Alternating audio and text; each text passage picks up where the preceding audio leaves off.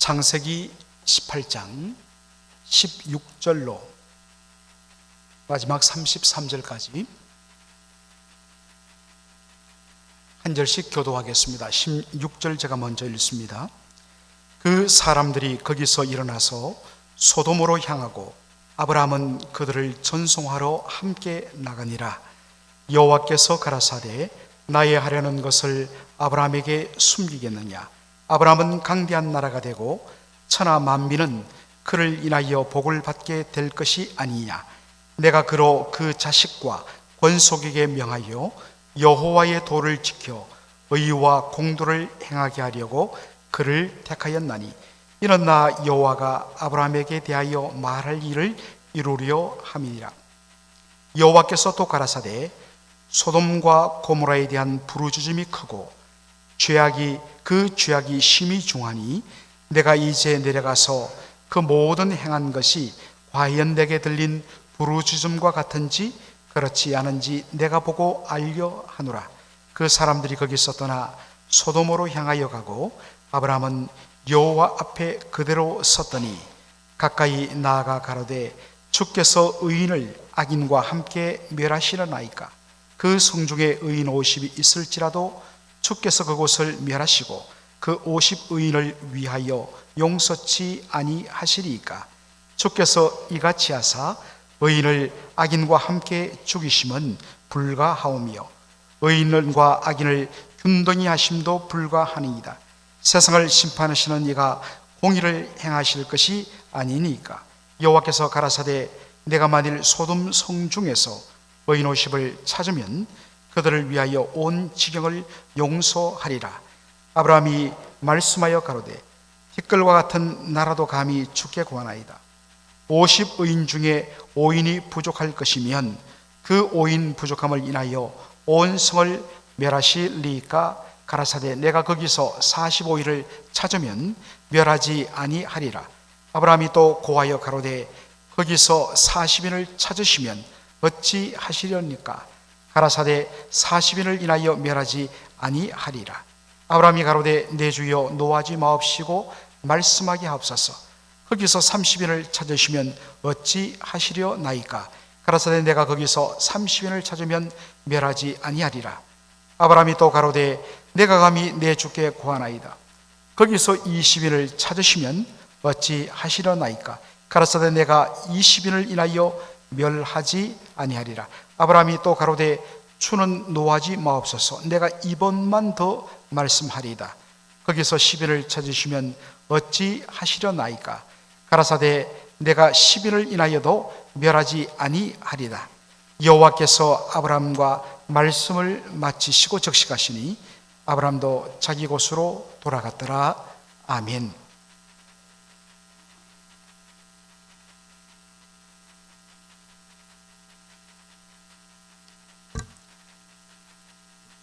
오늘 본문 말씀의 배경은 아브라함이 자신의 장막에 앉아 있는데 그 앞으로 세 사람이 지나가고 있었습니다. 우리가 창세기 전체를 보면 알지만 바로 그 세 사람은 하나님과 두 천사, 사람의 모습으로 나타난 것입니다.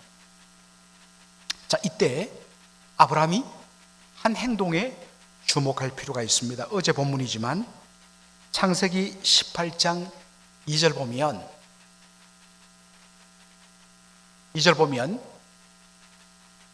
아브라함이 사람 셋이 맞은편에 선 것을 보고 그들을 보자 어떻게 했습니까? 곧 적시로 장막문에서 달려나가 영접하며 몸을 땅에 굽혔다 했습니다.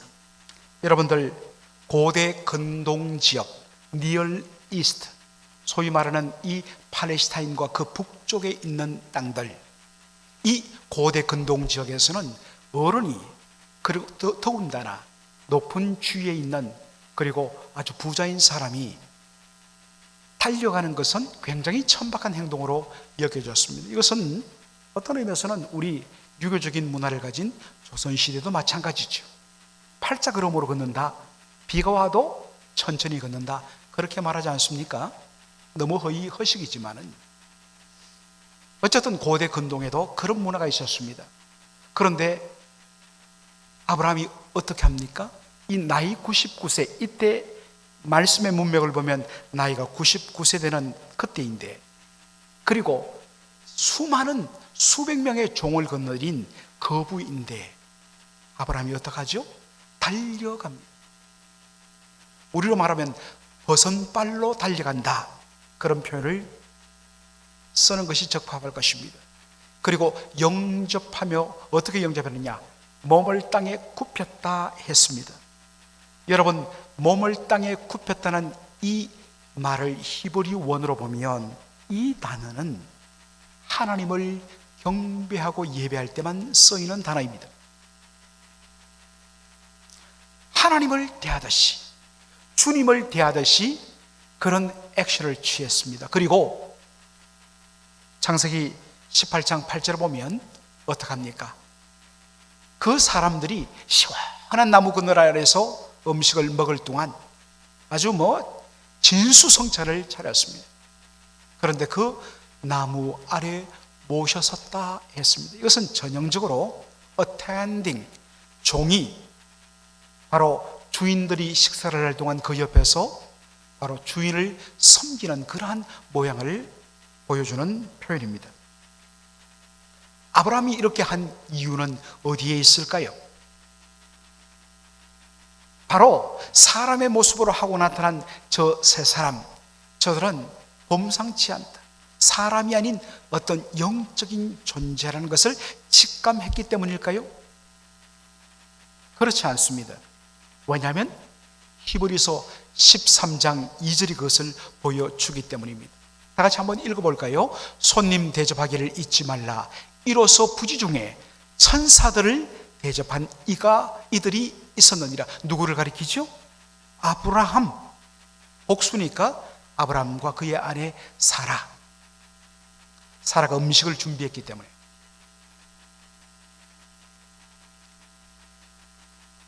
사도는, 히브리서 저자는 성도들에게 너희들이 손님, 여기에 손님이란 것은 아주 정말 내가 소중히 여기는 그러한 손님이 아니라 uninvited, 초대받지 못한, 소위 말해서 그냥 지나가다가 배고프고 잠잘 곳 없으니까 문을 두들기는 나그네를 가리킵니다. 그 손님 대접하기를 너희들이 잊어서는 안 된다, 꼭 해야 된다. 왜냐? 아브라함이 그와 같은 일을 했다가 복을 받았기 때문에. 그러면서 어떻게 표현합니까? 부지 중에 천사들을 대접했다라고 했습니다. Without knowing him, 그들이 어떠한 존재인지 모른 채로 그렇게 대접했다는 것입니다.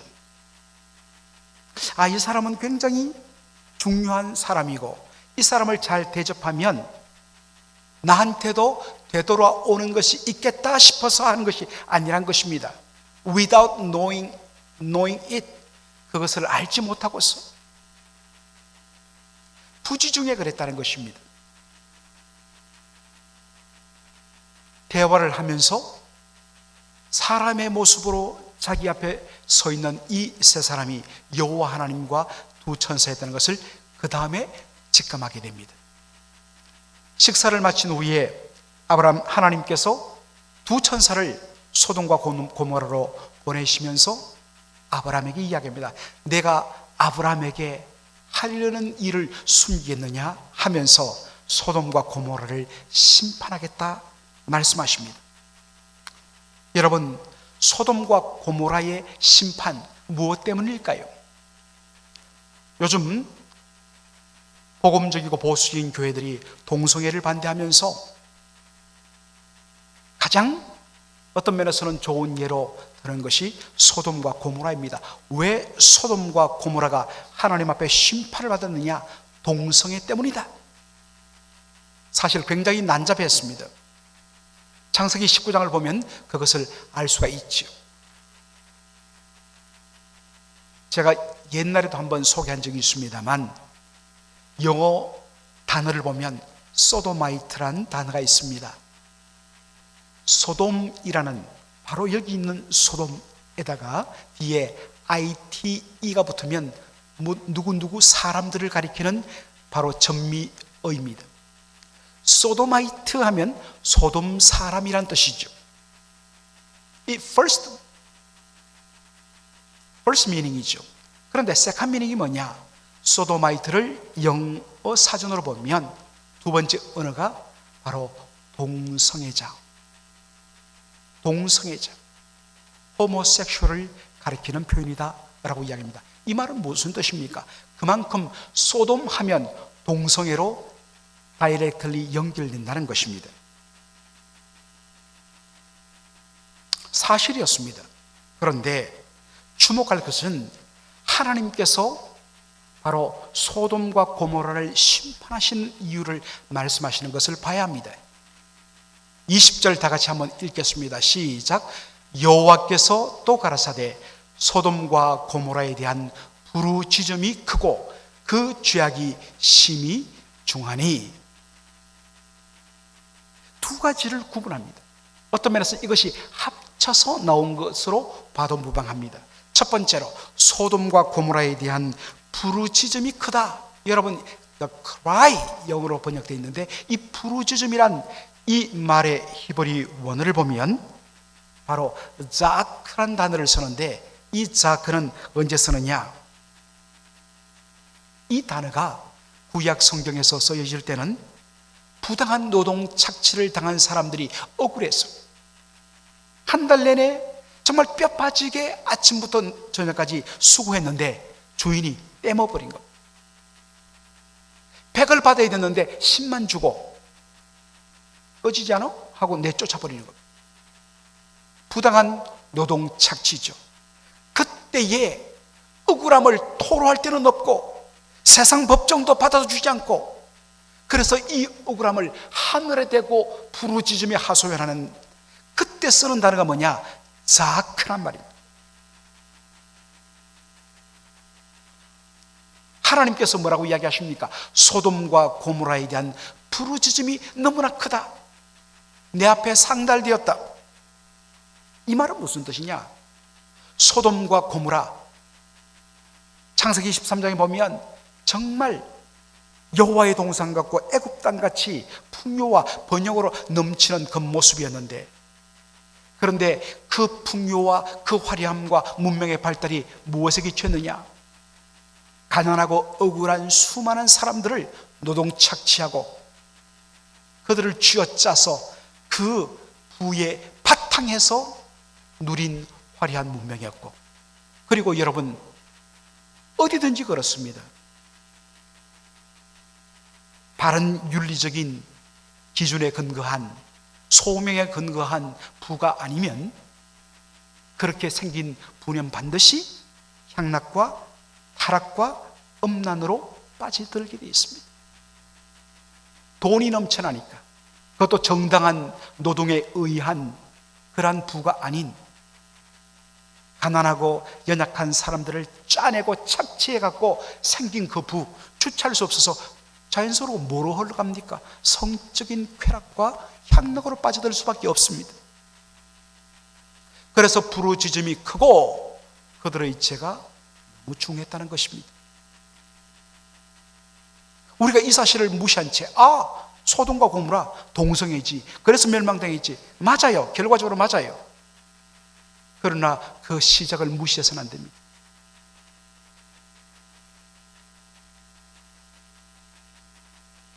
우리 예수 믿는 믿음의 사람들의 기업 속에서 이런 일이 혹시 있으면 안 된다는 것입니다.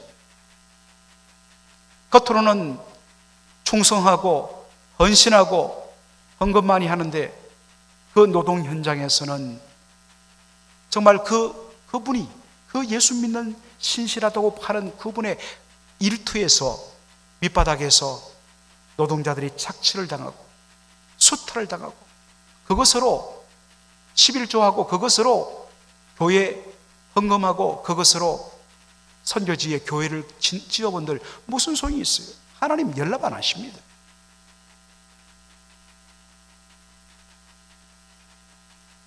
소돔과 고모라의 바로 화려한 경제 그리고 그들의 음란한 음탕한 그리고 마지막 극단적으로 동성애에 빠져버린 것, 바로 이런 바탕입니다.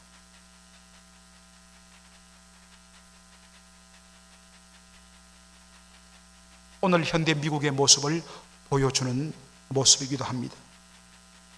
또 하나 더 주목할 것, 창세기 18장 바로 22절의 표현입니다.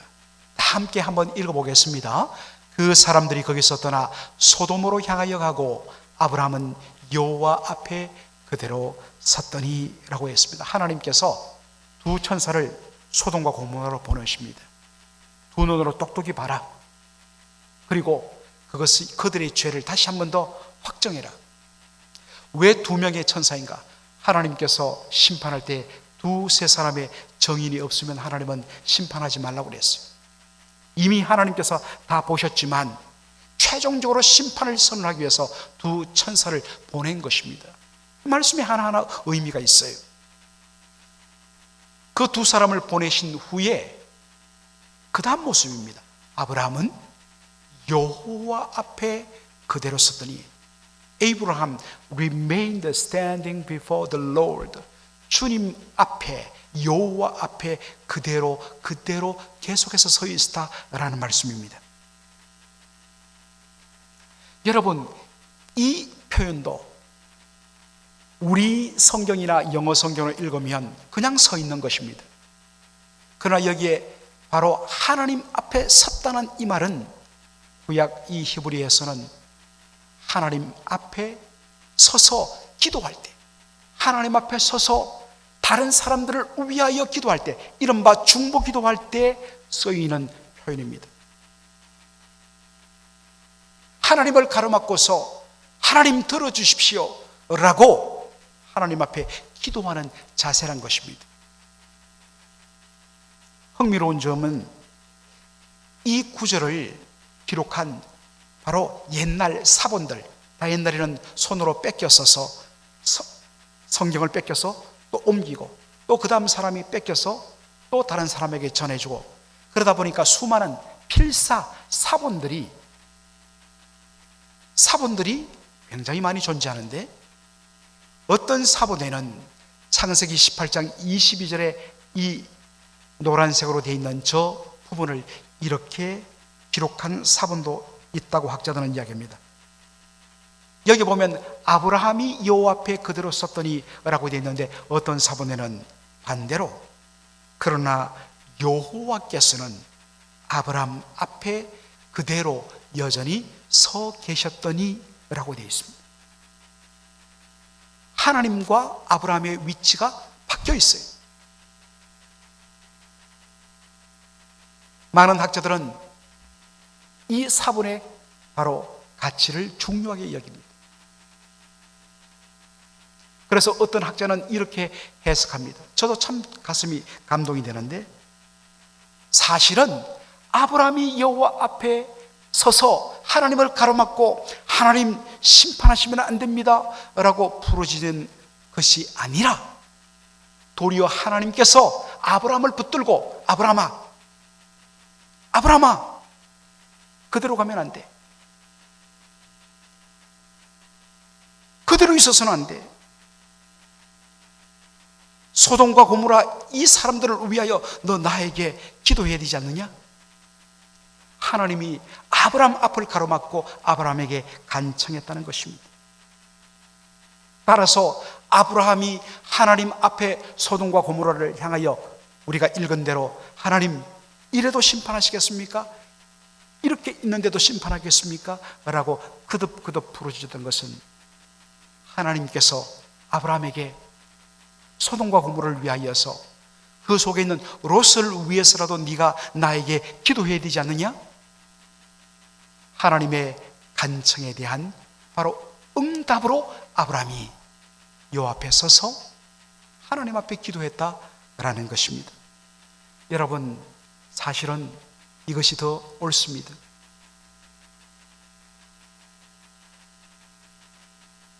우리는 굉장히 이기적이에요. 항상 타락 이후에 우리의 속성은 자기중심적입니다. first me, 그 다음에 second the other입니다.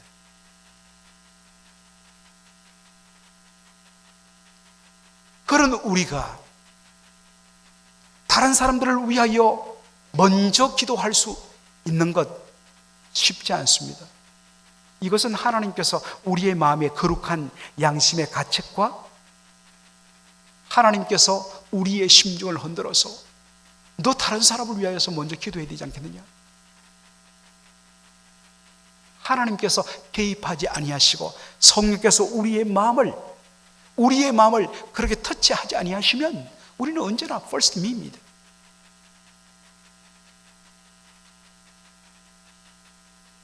하나님께서 개입하셔야만 우리가 다른 사람을 위하여 중보기도 할 수 있다는 것입니다.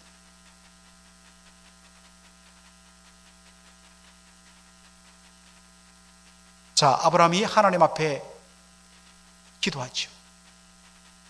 주께서 의인을 악인과 함께 멸하시려 하십니까?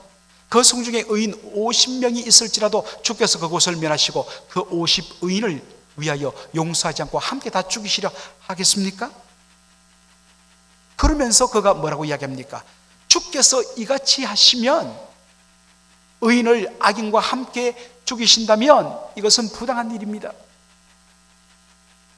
세상을 심판하시는 하나님이 정의를 행하실 것이 아닙니까?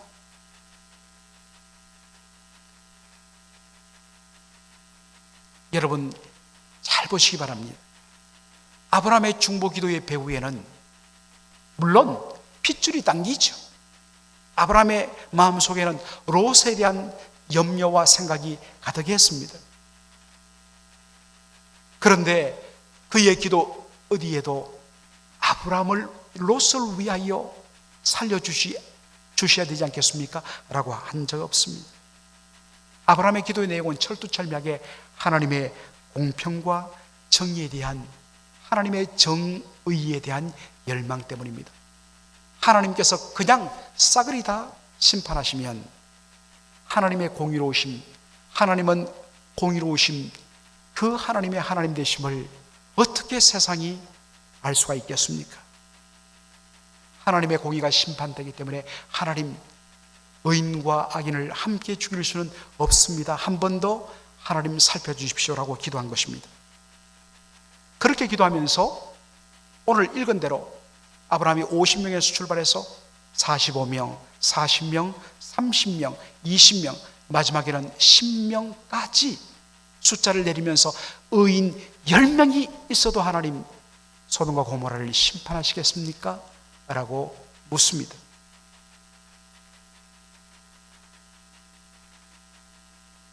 그리고 아브라함의 기도는 의인 10명에서 멈춰버립니다.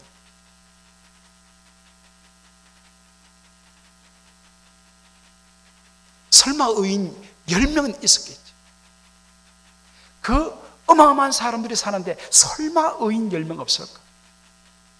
그래서 50명에 출발해갖고 10명까지 하나님과 딜했다가 낮추었는데, 그리고서는 방심하고 생각지 않았는데 그 10명도 없어서 멸망당했다.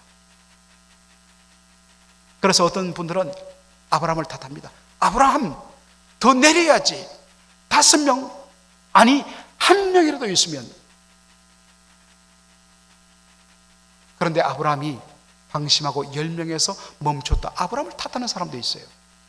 죄송하지만 너무나 현대적 관점에서 성경을 보는 것입니다.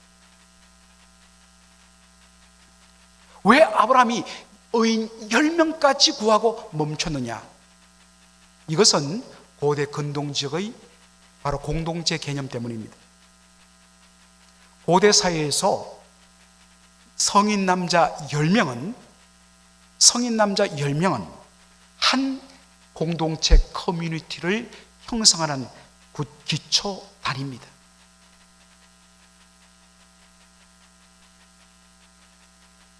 다시 말합니다. 고대 근동지역에서 성인 남자 10명은 한 공동체, 한 사회를 구성하는 기초 단위입니다. 이것 때문에 아브라함은 의인 10명만 있으면 하나님 심판을 멈춰달라고 기도한 것입니다. 다시 말해서 의인 10명이 없다는 것은 무슨 의미입니까? 그 도시 전체가 완전히 불의했다는 것입니다. 여러분, 그렇게 말씀을 봐야 돼요. 10명이 없다는 것은 한 사람도 없다는 뜻입니다.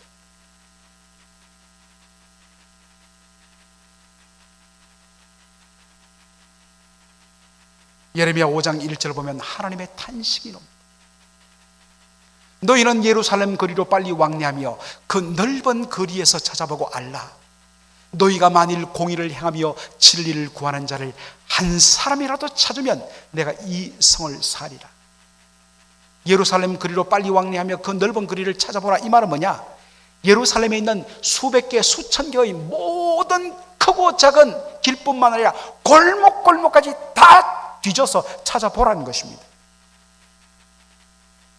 그 중에서 공의를 행하며 진리를 구하는 자를 한 사람이라도 찾으면 내가 이 예루살렘을 용서하겠다 하시는 것입니다. 여러분, 이 말은 뭐겠습니까?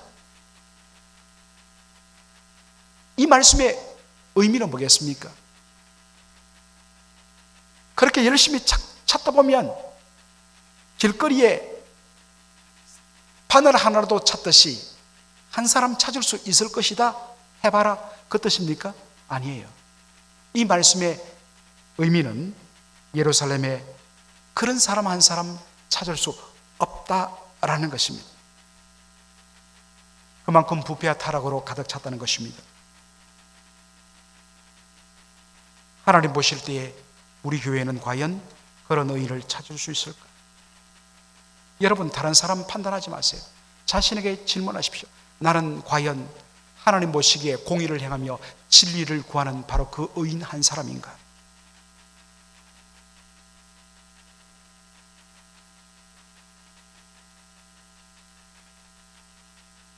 과연 하나님 보시기에 in the sight of the Lord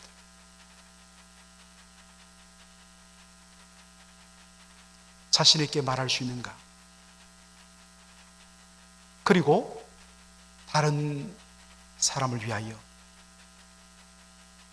그 사람을 위하여, 교회를 위하여, 성도들을 위하여 하나님의 진노를 가로막고 중보하는 삶을 살고 있는가 하는 것입니다. 어려운 문제들, 그러한 부분에 대해서 비판만 할 줄 알았지 지적은 누구든지 할 수 있어요. 그러나 바로 그 자리를 내가 대신하여서 묵묵히 섬기고 그러한 현장을 품고서 눈물로 기도하며 그리고 섬기는 삶, 그것이 없는 지적과 비판은 소용이 없습니다.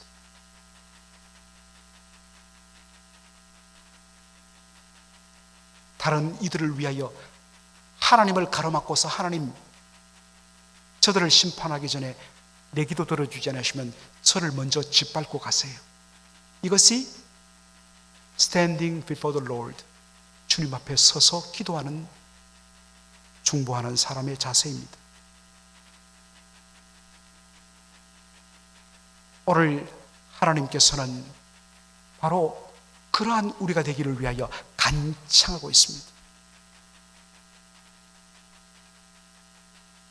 저와 여러분이 그러한 사람의 모습으로, 그러한 삶의 자세로 주님 앞에 서서 하나님이여 살려주옵소서 기도하는 저와 여러분 되기를 주의 이름으로 축원합니다. 아멘.